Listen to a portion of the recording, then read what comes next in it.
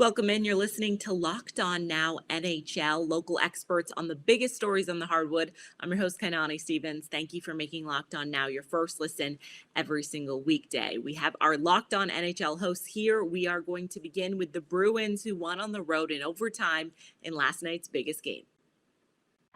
The biggest game. Jake DeBrusk is on a hot streak for the Bees right now, and he kept contributing by scoring the game-winning goal in overtime against the Blue Jackets. Our Locked On Bruins host tells you the story of how the Bruins got the win. The Boston Bruins defeated the Columbus Blue Jackets in overtime here on Monday night thanks to Jake DeBrusk's heroics, his second goal of the game, scored in overtime. He is now on a 5-game goal streak with 6 goals over that span. This is Ian McLaren of Locked On Boston Bruins, and much of this game was defined by a hit by Brad Marchand on Columbus Blue Jackets defenseman Andrew Peeke in the first period. The Blue Jackets were not happy that the whistle was not blown as Peeke remained on the ice after that seemingly clean hit, although the Twitter discourse would tell you otherwise. The Bruins scored on that play, and there was a lot of rough stuff and comeuppance attempted by the Blue Jackets afterwards. But at the end of the day, the Bruins come out winners of this game by a score of 3-2 in overtime. They will head to Detroit to take on the Red Wings on Tuesday night. Catch Locked On Boston Bruins in your podcast feeds for all the latest on the black and gold. Again, this is Ian McLaren, host of Locked On Boston Bruins. The St. Louis Blues got the win over the Arizona Coyotes thanks to 4 goals in the second period. Locked On Blues recaps the easy win for St. Louis. The St. Louis Blues defeated the Arizona Coyotes 5-1 in convincing fashion behind 2 goals from Vladimir Tarasenko, who claimed sole leader in goals scored by the St. Louis Blues this season, but it was a close race.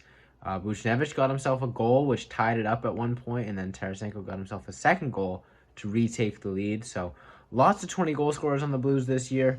Ville Husso had a really strong performance, only allowing 1 goal. The Blues continued their strong play on the power play as well.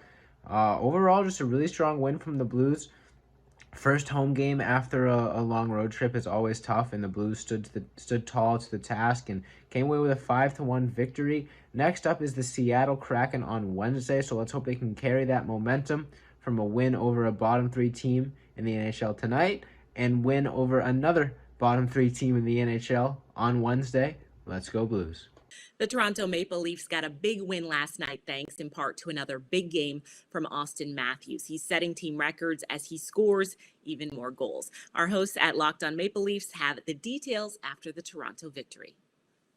Austin Matthews stick. I mean, that thing's got to go in a Hall of Fame at some point. How many sticks is this guy going to have in the Hall of Fame when all's said and done? He's just an absolute magician.